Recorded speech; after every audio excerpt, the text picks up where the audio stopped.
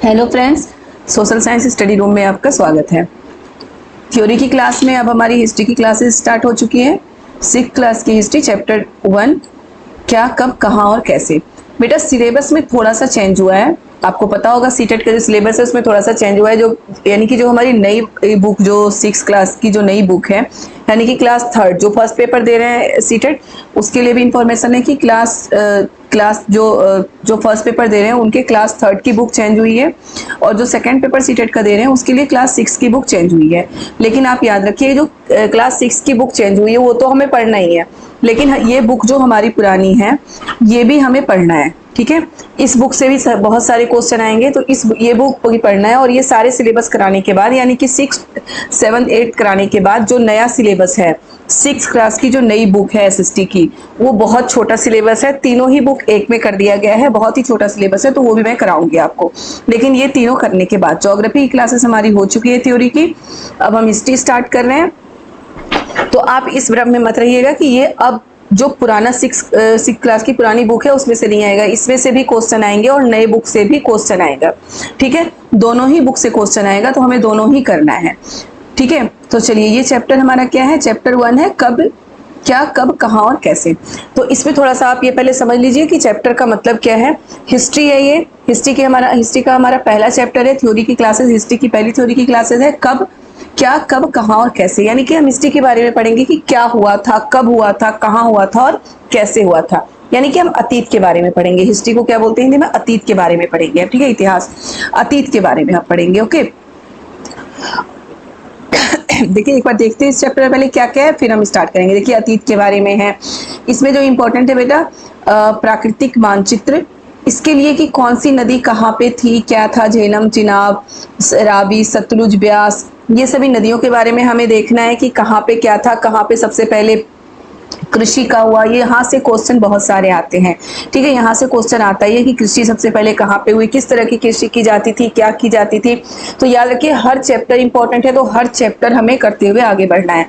कोई भी chapter skip नहीं करना है और ना ही वीडियो को स्किप करना है। ठीक है, तो हर चैप्टर अच्छे से करते हुए आगे बढ़ेंगे, समझते हुए आगे बढ़ेंगे। और जिन्होंने अभी तक चैनल को सब्सक्राइब नहीं किया तो प्लीज चैनल को सब्सक्राइब कर दे, जो भी चैनल पे नए हैं या फिर जो पहले से भी वीडियो देखते हुए आ रहे हैं लेकिन चैनल को सब्सक्राइब नहीं करते हैं, तो प्लीज चैनल को सब्सक्राइब कर दे ताकि आगे के सारी वीडियो आप तक पहुंचता रहे। और वीडियो को लाइक जरूर करें, ज्यादा से ज्यादा वीडियो को शेयर करें और कॉमेंट भी जरूर करें। ओके बच्चा, तो प्लीज आप ये मत सोचिएगा कि मैं नया जो सिलेबस है 6th क्लास की वो नहीं कराऊंगी, वो भी कराऊंगी। मैं आपको 6th क्लास का नया सिलेबस भी कराऊंगी और ये पुराना हम करते हुए चलेंगे। पहले तो हम सारे जो 6 7 8 थे वो करके फिर हम नया सिलेबस करेंगे। ठीक है, अभी हमारे पास बहुत टाइम है तो हम बहुत अच्छे से तैयारी कर सकते हैं। तो चलिए चैप्टर स्टार्ट करते हैं। देखते हैं कि 6 7 8 6th में हमें मतलब कि पूरा पाषाण काल, नव पाषाण काल, इन चीजों के बारे में हम पढ़ते हैं। ठीक है, प्राचीन कालीन इतिहास के बारे में पढ़ते हैं। जो 7th है, 7th में हम मध्यकालीन इतिहास के बारे में पढ़ेंगे और 8th में हम आधुनिक हिस्ट्री पढ़ेंगे, आधुनिक इतिहास के बारे में पढ़ेंगे। ठीक है, तो अभी 6th क्लास की हम हिस्ट्री पढ़ रहे हैं, तो इसमें हम पूरा पाषाण काल से स्टार्ट करेंगे। पाषाण काल में भी पूरा पाषाण काल, मध्य पाषाण काल और नव पाषाण काल, 3 भागों में बांटा गया है पाषाण काल को भी। तो चलिए हम स्टार्ट करते हैं पूरा पाषाण काल, यानी कि चैप्टर 1, क्या कब कहाँ और कैसे। ठीक है, कैसे पता लगाएं, यानी कि हिस्ट्री के बारे में हम पता कैसे लगाते हैं। बहुत सारी चीजें, अभी कहीं पे कुछ होता है तो हम रेडियो पे सुनते हैं, न्यूज़पेपर में देखते हैं, टेलीविजन में देखते हैं, फोन में देखते हैं, बहुत सारी चीजें इंटरनेट पे हम सर्च करके कुछ भी चीजें पता लगा सकते हैं अभी जो हो रहा है। लेकिन पुरानी चीजों को, अतीत के बारे में हम कैसे जानते हैं, अतीत के बारे में देखिए हम कैसे जानते हैं। अतीत के बारे में बहुत कुछ जाना जा सकता है, जैसे लोग क्या खाते थे, कैसे कपड़े पहनते थे, किस तरह के घरे में रहते थे। ठीक है, अतीत के बारे में आखेटक, पशुपालक, कृषक, शासकों, व्यापारियों, पुरोहितों, शिल्पकारों, कलाकारों, संगीतकारों या वैज्ञानिक जीवन के बारे में जानकारियां हासिल कर सकते हैं, इन सभी चीजों के बारे में। क्योंकि अतीत, अतीत का मतलब ये नहीं है कि बस पूरा पाषाण काल ही अतीत है। जो अभी कल बीत चुका है वो भी अतीत ही है, वो भी हिस्ट्री है। जो बीत चुका है, जो कल कल था, वो भी हिस्ट्री है। जहां पे था शब्द आता है वो सारी हिस्ट्री है। ठीक है, वो सारे अतीत हैं जो बीत चुका हो, तो उसके बारे में बहुत कुछ जानकारियां होती हैं और बहुत कुछ जानकारियां हम हासिल कर सकते हैं। ठीक है, कहानियां सुन के, बहुत सारी चीजें करके हम जानकारियों को हासिल कर सकते हैं। अब लोग कहाँ रहते थे? जो पूरा पाषाण काल में, देखिए क्या है, मानचित्र में नर्मदा नदी का पता लगाइए। कई लाख वर्ष पूर्व, तो मानचित्र एक फर्स्ट का है, यहाँ है ना, नर्मदा नदी का पता लगाइए। पहले हम ये देखते हैं कि नर्मदा नदी कहाँ पे है। ओके, तो हम मानचित्र में पहले आप नर्मदा नदी ढूंढेंगे, हम ये देखेंगे कि नर्मदा नदी कहाँ पे है, तो वहां पे क्या हुआ था। ये देखिए बिल्कुल मध्य प्रदेश में, मध्य भारत में है, बिल्कुल मध्य प्रदेश में हमारे नर्मदा नदी है। मानचित्र में नर्मदा नदी का पता लगाइए। कई लाख वर्ष पहले से इस नदी के तट पर रह रहे हैं, मतलब कि नर्मदा नदी के तट पर लोग आरंभिक जीवन, ये आता है कि आरंभिक जीवन कहाँ से स्टार्ट हुआ, तो कहाँ से हुआ था, नर्मदा नदी के तट पे हुआ था आरंभिक जीवन का इतिहास। यहाँ रहने वाले आरंभिक लोगों में से कुछ कुशल संग्राहक थे। संग्राहक का मतलब क्या होता है कि जो इकट्ठा करते हैं, संग्रह करते हैं। कुशल संग्राहक का मतलब ये, उस समय जो पूरा पाषाण काल में कुशल संग्राहक उसे बोला जाता था, जो फल, जड़ें, बहुत सारी पौधे ऐसे होते हैं जिनकी जड़ें खाई जाती है, वो जड़ें, फल फूल वो सब इकट्ठा करते थे और जानवरों के मांस को वो खाते थे। आखेटक थे, संग्राहक थे और आखेटक थे। संग्राहक होते हैं और आखेटक, आखेटक यानी कि शिकार करने वाले, तो इन चीजों को ही वो खाते थे। उस समय कोई फसल नहीं उगाया जाता था, कृषि नहीं होती थी। तो ठीक है, तो प्राचीन काल में नर्मदा नदी के तट पे रहने वाले लोग क्या थे, कुशल संग्राहक थे और आखेटक थे। कृषि मतलब कृषि करते थे। क्वेश्चन ऐसे आ सकता है कि नर्मदा नदी के तट पे रहने वाले लोग आरंभिक मतलब कई लाख वर्ष पूर्व, मतलब आरंभिक जीवन की शुरुआत जो हुई थी, या आरंभिक लोग कहाँ बस के रहने लगे थे। बस के तो नहीं रहते थे, नर्मदा नदी के तट पे रहते थे। वो क्या क्या करते थे, संग्रह करते थे, संग्राहक थे और आखेटक थे। इसमें आपके चार दे सकते हैं। पहले में दे सकते हैं कि संग्राहक थे लेकिन आखेटक नहीं थे, आखेटक थे लेकिन संग्राहक नहीं थे, संग्राहक थे, संग्राहक और आखेटक दोनों थे। या फिर ये आ सकता है चौथे में कि सिर्फ संग्राहक थे, तो नहीं, संग्राहक और आखेटक दोनों थे, यानी कि वो फल फूल इकट्ठा भी करते थे और शिकार भी करते थे। ठीक है, तो नर्मदा नदी से आप ये क्वेश्चन बिल्कुल याद रखिएगा। नर्मदा नदी, आप पॉइंट लिखिएगा अपने कॉपी में, जो भी मैं पढ़ा रही हूँ बेटा उसे पॉइंट लिख लिख के याद करिए। बहुत जरूरी होता है कुछ भी याद करने के लिए लिखना। ठीक है, लिखिए आप नर्मदा नदी। नर्मदा नदी की क्या विशेषता है कि नर्मदा नदी में बहुत कई लाख वर्ष पहले लोग बस के रहते थे। कई लाख वर्ष पहले लोग वहां पे रहते थे नर्मदा नदी के किनारे। वो क्या थे, कुशल संग्राहक थे और आखेटक थे, यानी कि संग्रह भी करते थे फल फूलों को और शिकार भी करके जानवरों का शिकार भी करते थे। ठीक है, आपको ये चीज भी ध्यान रखना है कि जो पहले के लोग थे, यानी कि पाषाण कालीन लोग थे, वो बसते कहाँ थे, बसने की प्रक्रिया कहाँ स्टार्ट हुई थी, नदियों के पास। नदियों के पास स्टार्ट हुई थी ताकि उन्हें पानी की कमी महसूस ना हो, उन्हें पानी की कमी ना हो, क्योंकि हर चीज के लिए, हमारे जीवन यापन के लिए पानी बहुत जरूरी है। ठीक है, अब देखिए है क्या है, अब तुम उत्तर पश्चिम की सुलेमान और किरथर पहाड़ियों का पता लगाओ। सुलेमान और किरथर पहाड़ियां उत्तर पश्चिम में है हमारा, सुलेमान और किरथर पहाड़ियां। इसकी क्या विशेषता, ये भी आप लिखेंगे कॉपी में, सुलेमान और किरथर पहाड़ियां डैश देके आप इसकी विशेषता क्या लिखेंगे। इस क्षेत्र में कुछ ऐसे स्थान है जहां लगभग 8000 वर्ष पूर्व स्त्री पुरुषों ने सबसे पहले गेहूं तथा जौ जैसी फसलों को जाना आरंभ किया। आगे पॉइंट कि सबसे पहले जो फसल उपजाया गया था वो क्या था, गेहूं और जौ।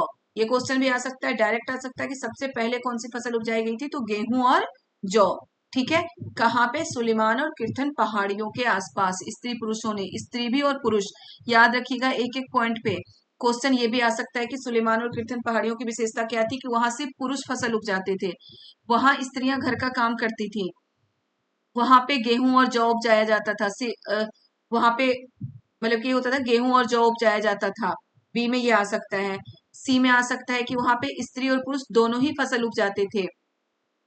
डी में आपका, डी ऑप्शन में ये आ जाएगा कि वहां पे फसल नहीं उपजाया जाता था, आखेटक और संग्राहक थे। तो इसमें आंसर में आपका जाएगा ए और बी, बी और सी, इस तरह से आएगा। तो हमारा आंसर क्या होगा, बी और सी, कि वहां पे स्त्री और पुरुष दोनों ही फसल उपजाते थे और फसलों में क्या उपजाया जाता था, गेहूं और जौ उपजाया जाता था। ठीक है, तो ये याद रखिएगा आप कि फसल में क्या उपजाया जाता था, गेहूं और जौ, स्त्री और पुरुष दोनों ही फसल उपजाते थे। उन्होंने भेड़ बकरी गाय बैल जैसे पशुओं को पालना शुरू किया था। ये भी इंपॉर्टेंट है, ये भी पॉइंट आप लिखिए। मैं बार बार बोलती हूँ बेटा, आप लिख के याद करिए, लिख के याद करने से चीजें ज्यादा अच्छे से याद आती है। अब देखिए उत्तर पश्चिम में, ये भी आपको बिल्कुल क्लियर होना चाहिए। ठीक है, पूरब पश्चिम उत्तर दक्षिण, उत्तर पश्चिम में क्या है, सुलेमान और किरथर पहाड़ियां। सुलेमान और किरथर पहाड़ियां, यहाँ पे जो लोग रहते थे वो सबसे पहले क्या उपजाते थे, गेहूं और जौ जैसी फसलें उपजाते थे। स्त्री और पुरुष दोनों मिलके भेड़ गाय और भेड़ बकरी गाय बैल जैसे पशुओं को वो पालतू बनाते थे। ओके, ये क्लियर हो गया आपका। अब है उत्तर पूर्व में गारो तथा मध्य प्रदेश में विंध्य पहाड़ियों का पता लगाइए। कुछ ऐसे क्षेत्र हैं जहां कृषि का विकास हुआ, मतलब कि कृषि का सबसे पहले विकास कहाँ हुआ था? उत्तर पूर्व में गारो, गारो पहाड़ियां यहाँ पे हैं उत्तर पूर्व में। देखिए ब्रह्मपुत्र नदी के पास है, इसलिए यहाँ पे लोग बस के रहते थे। ये सुलेमान और किरथर पहाड़ियां, काबुल नदी, सिंधु नदी, झेलम, ये तो बहुत सारी नदियां इसके पास है, यहाँ पे भी लोग बस के रहते थे। और मध्य भारत में विंध्य की पहाड़ियां, नर्मदा नदी के पास है हमारी विंध्य की पहाड़ियां। अभी मैंने बताया था कि पहले लोग जहां भी बसते थे नदियों के किनारे बसते थे, ठीक है। तो यहाँ पे क्या हुआ था? गारो पहाड़ियां और विंध्य की पहाड़ियां, यहाँ पे कृषि का विकास हुआ था, यानी कि कृषि का आरंभ हुआ था कहाँ पे? गारो पहाड़ियां और विंध्य की पहाड़ियों में कृषि का विकास हुआ था, पहाड़ियों के आसपास, जहां सबसे पहले चावल उपजाया गया था। सबसे इंपॉर्टेंट क्वेश्चन है बेटा, सबसे पहले चावल कहाँ उपजाया गया था? गारो और विंध्य की पहाड़ियों पे सबसे पहले चावल उपजाया गया था। गारो की पहाड़ियां कहाँ है? उत्तर पूर्व में है। और विंध्य की पहाड़ियां कहाँ है? हमारे मध्य भारत में है। ठीक है, क्लियर है। पॉइंट लिखेंगे आप, सबसे पहले हम लिखेंगे नर्मदा नदी, उसकी विशेषता, फिर हम लिखेंगे सुलेमान और किरथर पहाड़ियां कहाँ पे है, मैप में कहाँ है वो भी क्लियर करेंगे, करते चलेंगे आप, उसकी विशेषता, फिर हम लिखेंगे गारो और किरथर पहाड़ियां, गारो गारो और विंध्य पहाड़ियां, फिर इसकी विशेषता लिखेंगे। ठीक है, क्लियर हो गया बेटा इतना आपका। अब आगे चलते हैं। फिर है सिंधु तथा इसकी सहायक नदियों का पता लगाइए। अब आ गया हमारा सिंधु और इसकी सहायक नदी। ये है सिंधु नदी, इसकी सहायक नदियां हैं हमारा झेलम, चेनाब, रावी, सतलुज और ब्यास। ठीक है, झेलम, चेनाब, रावी, सतलुज और ब्यास सिंधु की सहायक नदियां हैं। क्या है? सिंधु तथा सहायक नदियों का पता लगाए। सहायक नदियां उन्हें कहते हैं जो बड़ी नदी में मिल जाती है, पता है आपको। लगभग 47 वर्ष पूर्व इन्हीं नदियों के किनारे कुछ आरंभिक नगर फले फूले। गांव गंगा व इसकी सहायक नदियों के किनारे तथा समुद्र तटवर्ती इलाकों में नगरों का विकास लगभग 2500 वर्ष पूर्व हुआ। ये भी आता है कि 2500 गंगा के किनारे या समुद्र तटवर्ती इलाकों में नगरों का विकास कब हुआ? 2500 वर्ष पूर्व। लेकिन जो सिंधु नदी के किनारे जो नगर फले फूले तो वो क्या था? 4700 वर्ष पूर्व, यानी कि ईसा मसीह के जन्म के 4700 वर्ष पूर्व। ठीक है, ये भी आपको लिखना है। फिर है गंगा तथा इसकी सहायक नदी सोन का पता लगाइए। गंगा नदी आपको बहुत अच्छे से पता है। गंगा नदी देखिए यहाँ है, इसकी सहायक नदी सोन कहाँ पे है? ये रही, ये है सोन नदी, ये है गंगा नदी। ठीक है, गंगा तथा इसकी सोन नदी का पता लगे। गंगा के दक्षिण में ही नदियों के आसपास का क्षेत्र प्राचीन काल में मगध, वर्तमान में बिहार के नाम से जाना जाता है। आपको देखिए ना, गंगा तथा सोन नदी, इसके जो इधर का क्षेत्र है वो मगध, वर्तमान में उसे क्या बोलते हैं? बिहार। ठीक है, आसपास का क्षेत्र मगध और वर्तमान में बिहार, ये कई बार आ सकते हो। मगध, मगध को वर्तमान में क्या बोला गया है? तो बिहार। ठीक है, बिहार में ही मगध है, तो वहां पे नाम से जाना जाता है।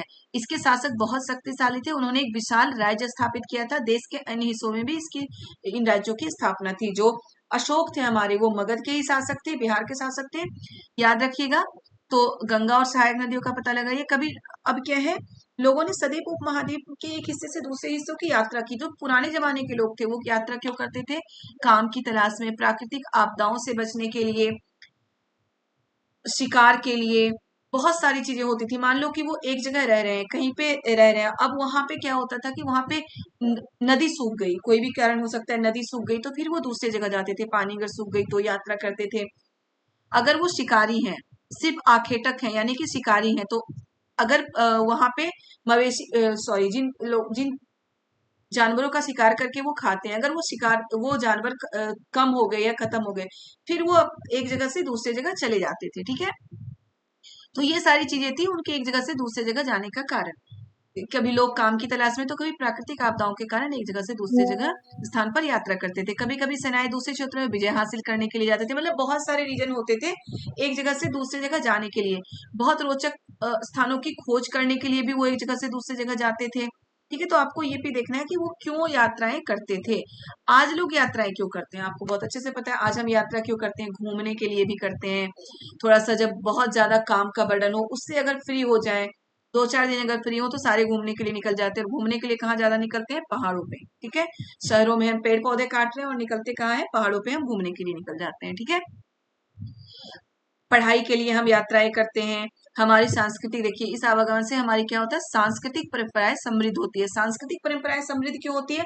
मान लो कि कोई उत्तर भारत में रहने वाला व्यक्ति घूमने के लिए दक्षिण भारत जा रहा है, कोई दक्षिण भारत में रहने वाला व्यक्ति उत्तर भारत आ रहा है, हिमाचल प्रदेश जा रहा है, कहीं भी जा रहा हो, भारत में कहीं भी जा रहा हो, तो क्या होता है, हम हमारी जो परंपराएं हैं, हम एक दूसरे की परंपराओं से अवगत होते हैं, हम एक दूसरे की परंपराएं सीखते हैं। तो जो हमारी सांस्कृतिक परंपराएं हैं, अपनी परंपराएं उन्हें बताते हैं, उनकी परंपराएं जो संस्कृति है हम सीखते हैं।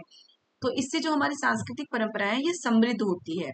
ठीक है, मतलब फैलती है, ये लोगों तक पता चलता है कि हमारी क्या परंपरा है, हमारी क्या संस्कृति है, उनकी क्या संस्कृति है, वो हम सीखते हैं।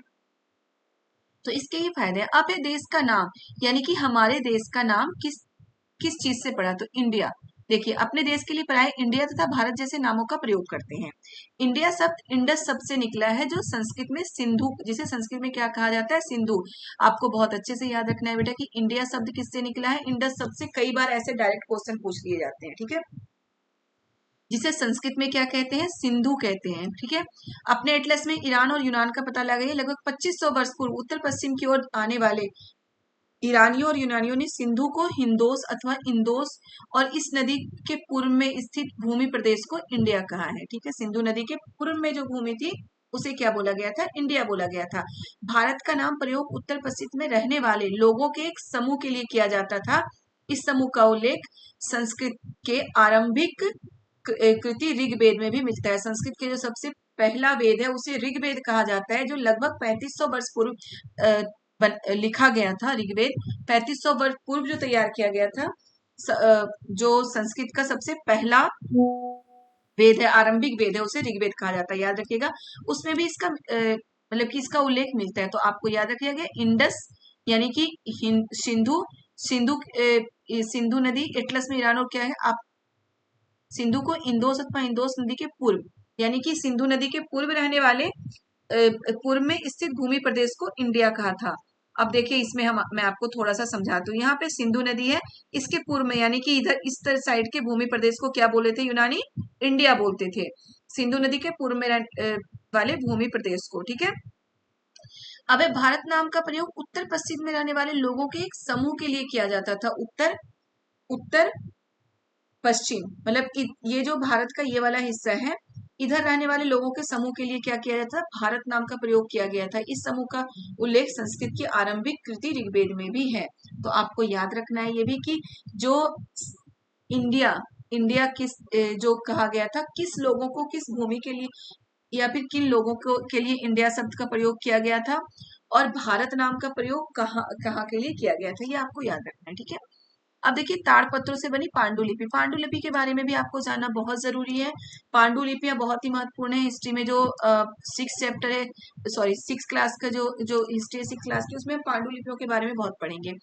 पांडुलिपि क्या होता था, ये ताड़पत्र ताड़पत्र होता था। देखिए, पांडुलिपि हमेशा ताड़पत्र अथवा हिमालय में हिमालय के क्षेत्र में भुज्र नामक पेड़ की छाल से विशेष तरीके से तैयार भोजपत्र पर लिखी जाती थी। याद रखिएगा, ये क्वेश्चन सीटेट में डायरेक्ट आया है कि पांडुलिपि किस चीज पे लिखी जाती थी, तो ताड़पत्रों अथवा हिमालय में पाए जाने वाले भुज्र नामक पेड़ की छाल पे पांडुलिपि लिखी जाती थी। इसमें क्या होता था कि हाथ से लिखा जाता था किसी भी ताड़पत्र पे या भुज्र नामक पेड़ की छाल पे, वो उसको अच्छे से तैयार किया जाता था, तरीके से तैयार भोजपत्र पे लिखा जाता था, हाथ से लिखा जाता था। इसमें बहुत सारे जो हमारे क्या थे, मतलब उसके देखिए क्या है, पांडुलिपि में कीड़ों, इन इतने वर्षों में पांडुलिपि में क्या होता था कि हमारे संस्कृति के बारे में बहुत सारी चीजें लिखी गई थी, हमारे धर्म ग्रंथ थे, बहुत सारी चीजें पांडुलिपियों में लिखी जाती थी। लेकिन इसे रखना बहुत मुश्किल हो रहा था, क्योंकि क्या होता था कि पत्ते ही तो हैं, पत्ते हैं, छाल है, तो इसे कीड़े खा जाते थे, या फिर ये सूख के टूटने लगता था, बार बार हाथ लगाने से टूट रहा है। अगर आप एक पत्ता कोई तोड़ के अपने घर में रखेंगे, कितने दिन तक रख सकते हो उसे, 2 दिन 4 दिन, फिर वो सूख जाता है, सूख के वो, अगर आप उसको 2-3 बार हाथ लगा दो तो वो टूटने लगता है सूख के। और उसे अगर वैसे भी छोड़ दो बिना हाथ लगाए तो भी क्या होता है कि पत्ता सूख के टूटने ही लगता है। ठीक है, तो वही है कि ये बहुत ज्यादा पांडुलिपि चल नहीं पाता था, तो उसे फिर से दूसरा कोई उसकी कॉपी करता था। अब ये कॉपी करने का दुष्परिणाम क्या हुआ है कि मान लो कि आप किसी अपने फ्रेंड के नोट्स ले आओ, उससे आप कॉपी करते हैं, वो फ्रेंड आपके पास नहीं है, वो आपको नोट्स देके कहीं और चला गया। ठीक है, उसकी कुछ राइटिंग आपके समझ में नहीं आ रही है, तो आप क्या करेंगे, उससे मान लो आपका कॉन्टेक्ट भी नहीं है, उसका फोन भी नहीं लग रहा, क्या करेंगे वहां पे, आपको जो लगेगा कि हाँ यहाँ पे ये होना चाहिए, आप वो लिख देते हैं। यही करते हैं ना। तो पांडुलिपियों में भी यही प्रॉब्लम होती थी कि वहां पे जो पांडुलिपि ओरिजिनल लिखने वाले थे वो तो बेचारे चले गए ऊपर। अब क्या होता था, जो उसकी नकल करने वाले होते थे उन्हें अगर कुछ समझ में ना आए तो वो अपने अनुसार उसे चेंज कर देते थे। इस तरह क्या हुआ, कई हजार वर्षों के बाद वो पांडुलिपि पूरी की पूरी तरह से चेंज हो जाती थी, ठीक है, वो बदल जाती थी। अब देखिए यहाँ भाषा, भाषा बोलने वाले क्या थे कि यहाँ पे इसमें कई संस्कृत में लिखे हुए मिलते थे जो हमारे काव्य होते हैं। इनके अतिरिक्त हमारे यहाँ महाकाव्य, कविताएं और नाटक भी होते थे। तो महाकाव्य, कविताएं और नाटक जो थे वो क्या था, कौन सी भाषा में लिखा होता था, ये क्वेश्चन भी आ सकता है बेटा कि पूरा पाषाण काल में या पाषाण काल में जो महाकाव्य, कविताएं तथा नाटक होती थी वो किस भाषा में लिखी हुई होती थी। तो संस्कृत और तमिल, याद रखिएगा कौन सी भाषा में थी, संस्कृत और तमिल भाषा में लिखी हुई होती थी। जो महाकाव्य, कविताएं तथा नाटक संस्कृत और तमिल भाषा में लिखी हुई थी होती थी पूरा पाषाण काल में। और जो प्राकृत भाषा, जिसे हम आज मातृभाषा या फिर उसे हम ये लोकल लैंग्वेज बोल सकते हैं, प्राकृत भाषा का प्रयोग आम लोग करते थे। तो ये क्वेश्चन भी एक बार आया हुआ है कि ये था कि प्राकृतिक भाषा का प्रयोग कौन करते थे, ऑप्शन में आ सकता है आम लोग, राजा, पंडित, इस तरह की बातें आती थी। तो प्राकृत भाषा का प्रयोग कौन से लोग करते थे, आम लोग करते थे प्राकृत भाषा का प्रयोग, ठीक है। अब देखिए अभिलेख, अभिलेख क्या होता है, अभिलेख में ना पत्थर पे खुदाई करके लिखा जाता। तो अभिलेख जल्दी खराब होने वाली चीज नहीं थी, वो तो पता नहीं लाखों साल तक वो सही सलामत रह सकता है। उसमें क्या होता है, पत्थर पे खुदाई करके लिखी जाती है। अब अभिलेख में किसके बारे में लिखा जाता था, पत्थर पे खुदाई करके कोई आम जनता तो लिखेगा नहीं, वो राजा महाराजा जो शासक होते थे वो लिखते थे, राजा रानियां अपने बारे में। याद रखिएगा अभिलेखों में ये क्वेश्चन भी आ सकता है कि अभिलेखों में किसके बारे में लिखा हुआ होता था, आम जनता के बारे में, सिर्फ राजाओं के बारे में, राजा और रानी के बारे में, या फिर स्त्री पुरुषों के बारे में, या फिर सिर्फ पुरुषों के बारे में, इस तरह से। तो याद रखिएगा उसमें राजा रानी तथा स्त्री पुरुष ने भी अपने कार्यों का विवरण अभिलेखों में किया, यानी कि सभी के बारे में अभिलेखों में लिखा हुआ होता था, लेकिन लिखवाने वाले हमारे शासक ही होते थे अभिलेखों को, ठीक है। आगे देखिए पुरातत्वविद पत्थर और ईंट की बड़ी इमारत बनी इमारत। अब है पुरातत्वविद, पुरातत्वविद क्या होते हैं, पुरातत्वविद वो होते हैं, अभी तक तो हम इतिहासकार के बारे में या फिर जो स्रोत होता है, स्रोत का मतलब वो होता है कि जो मतलब कि हमारे सोर्स होते हैं, उसे हम स्रोत बोलते हैं हिंदी में, कि जिससे कि हम अतीत के बारे में पता लगाते हैं। अब है पुरातत्वविद, पुरातत्वविद क्या होता है, पुरातत्वविद वो होते हैं जो पुरानी चीजों से इतिहास के बारे में पता लगाते हैं, जैसे औजार, हथियार, बर्तन, आभूषण, उससे पता लगाते हैं कि कितने साल पुराना है, कब का है। तो उससे उसे हम पुरातत्वविद कहते हैं, ठीक है। ये देखिए स्रोत शब्द भी आ गया, स्रोत शब्द का प्रयोग करते हैं। इतिहासकार क्या करते थे, पांडुलिपियों, अभिलेखों तथा पुरातत्व से ज्ञात जानकारियों के लिए इतिहासकार प्राय स्रोत शब्द का प्रयोग करते हैं। इतिहासकार क्या किसे बोलते हैं कि जो इन चीजों से इतिहास के बारे में पता लगाते हैं। अब है अतीत एक है या अनेक। तो अतीत क्या कोई एक हो सकता है, बिल्कुल नहीं हो सकता। अतीत तो एक ही समय में बहुत सारे लोगों का समाज होता है, कहीं राजा है, कहीं आम जनता है, कहीं कोई मछुआरा है, कहीं कोई कृषक है, कहीं कोई सफाई करने वाला है। तो अतीत बहुत सारे हो सकते हैं, ठीक है। तो अतीत शब्द का प्रयोग बहुवचन के रूप में किया जाता है, अतीत एक नहीं है, अतीत बहुत सारे होते हैं। अतीत शब्द का प्रयोग क्या होता है, बहुवचन के रूप में किया जाता है, ठीक है। अब आता है उस समय शासक अपनी विजयों का लेखा जोखा रखते थे। ये मैं आपको ऊपर बता चुकी हूँ कि अतीत बहुत होते हैं, शासक भी रखते थे अपने विजयों का लेखा जोखा, मछुआरे, संग्रह, कृषक, बहुत सारी चीजें होते थे अपने लेखा जोखा अपने कार्य, जो कि जबकि आम जनता अपने कार्यों का लेखा जोखा नहीं रखते हैं, इसलिए हमें उनके बारे में ज्यादा जानकारियां नहीं मिलती। कई बार ये क्वेश्चन आ चुका है सीटेट में कि जो अतीत से जो जानकारियां मिलती हैं उसमें शासकों के बारे में जानकारियां हैं, आम जनता के बारे में जानकारियां हैं, शासक और आम जनता दोनों के बारे में जानकारियां हैं, या सिर्फ शासकों के मतलब सिर्फ आम जनता के बारे में जानकारियां हैं। तो ऐसा नहीं है, जो अतीत होता है उसमें ज्यादातर शासकों के बारे में ही जानकारियां मिलती है, आम जनता के बारे में जानकारी ज्यादा नहीं होती, क्योंकि वो अपने कामों का लेखा जोखा नहीं रखते हैं, ठीक है। अब है तिथियों का मतलब, तिथियों का मतलब क्या होता है इसको हम देखते हैं। वर्ष की यह गणना ईसाई धर्म प्रवर्तक ईसा मसीह के जन्म से की जाती है। जो ईसा मसीह का जन्म जब माना गया है, तो ईसा मसीह के जन्म से पहले को हम ईसा पूर्व कहते हैं, और ईसा मसीह के जन्म के बाद को हम ईस्वी कहते हैं। जैसे हम इसमें पढ़ रहे हैं ना 4700 ईस्वी पूर्व, 2500 ईस्वी पूर्व, यानी कि ईसा मसीह के जन्म से 4700 ईस्वी पूर्व की बात है, और ईसा मसीह के जन्म से 2500 ईस्वी पूर्व की बात है, ठीक है। तो ये आपको याद रखना है। देखिए ये आप जरूर याद कर लीजिएगा, इतिहास और तिथियां, अंग्रेजी में बीसी, हिंदी में ईस्वी पूर्व। बिफोर क्राइस्ट, ईसा पूर्व, ठीक है, इसी हम ईसवी पूर्व या फिर ईसा पूर्व कहते हैं। याद रखिएगा बीसी का फुल फॉर्म क्या हुआ, बिफोर क्राइस्ट यानी कि ईसा पूर्व, यानी कि ईसा मसीह के जन्म से पहले।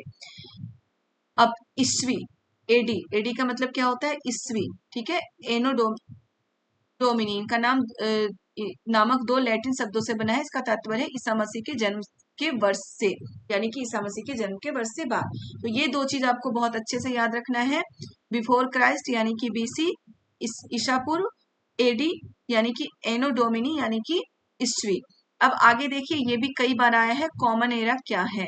कॉमन एरा देखिए, कभी कभी एडी को की जगह सीई तथा बीसी की जगह बीसीई का प्रयोग होता है। सी अक्षरों का प्रयोग कॉमन एरा तथा बीसी का बिफोर कॉमन एरा के नाम के लिए होता है। हम इन शब्दों का प्रयोग करते हैं क्योंकि विश्व के अधिकांश देशों में अब कैलेंडर का प्रयोग सामान्य हो गया। तो ये आपको याद रखना है बेटा कि ये सब क्या है। बिफोर प्रेजेंट, ये तो आप बीपी का क्या मतलब होता है, बिफोर प्रेजेंट, तो ये आप लिख लेंगे कि इस सबका क्या मतलब होता है, ये आपको याद करना पड़ेगा, ठीक है। चलिए, ये चैप्टर हो गया आपका, चैप्टर नंबर 1 हो चुका है। इसे बहुत अच्छे से पढ़िए, याद करिए, समझ के याद करने की कोशिश करिए। जो पॉइंट मैं लिखने के लिए बोल रही हूँ बिल्कुल लिखिए, क्योंकि लिख के चीजें याद होती है। अब नोट्स बनाइए सुन सुन के और उसे याद करिए। अभी सीटेट की एग्जाम में टाइम है, तो आप बहुत अच्छे से सीटेट की तैयारी कर सकते हैं, ठीक है। आप बहुत अच्छे से याद करिए। जिन्होंने वीडियो को सब्सक्राइब नहीं किया वो सब्सक्राइब कर दीजिए, चैनल को सब्सक्राइब कर दीजिए। वीडियो पसंद आए तो वीडियो को लाइक करिए, कमेंट करिए, अच्छा लगे तो कमेंट जरूर करिए। कुछ और आपको समझना हो, किसी चीज में कुछ प्रॉब्लम हो, तो प्लीज कमेंट करके मुझसे पूछ सकते हैं। चैनल को सब्सक्राइब जरूर कर दीजिए और ज्योग्राफी के सारे चैप्टर मेरे चैनल पे हैं, तो वहां जाके आप देख सकते हैं। Bye bye.